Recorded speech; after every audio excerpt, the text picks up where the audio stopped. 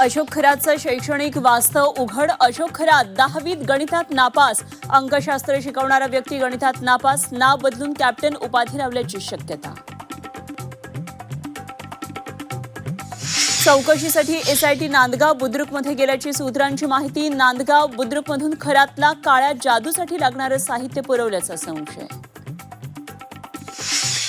वासनांध अशोक खरातनं नरबळी दिल्याचा संशय. सरकारी वकिलांचा कोर्टात धक्कादायक युक्तिवाद.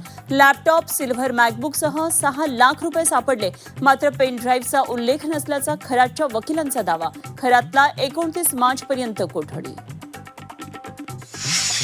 अशोक खरातच्या आर्थिक व्यवहारांची चौकशी होणार. मुख्यमंत्र्यांची विधानसभेत मोठी घोषणा.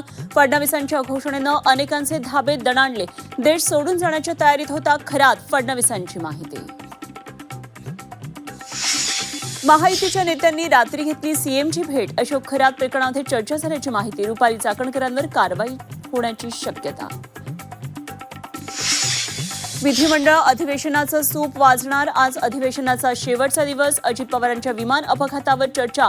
मुख्यमंत्री उपमुख्यमंत्री उत्तर देणार. नीलम गोऱ्हेंविरोधातील अविश्वास प्रस्तावावरून मवियात उभी फूट. राष्ट्रवादी शरदचंद्र पवार पक्षाच्या आमदारांच्या प्रस्तावावर सह्याच नाहीत तर सभापतींनी निलंबनाचे आदेश दिले तर निर्णय घेण्याचा अधिकार आमचाच. मुख्यमंत्र्यांचं स्पष्टीकरण.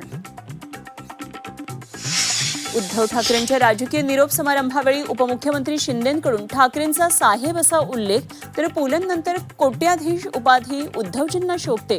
मुख्यमंत्र्यांची कोपरखळी तर विंदांच्या कवितेतून ठाकरेंचा शिंदेंना टोला. सोशल मीडियावर पेट्रोल डिझेल संपल्याच्या अफवांचं पेट्रोल पंपांवर नागरिकांची गर्दी. देशात इंधनाचा पुरेसा साठा असल्याची केंद्रीय पेट्रोलियम मंत्र्यांची माहिती.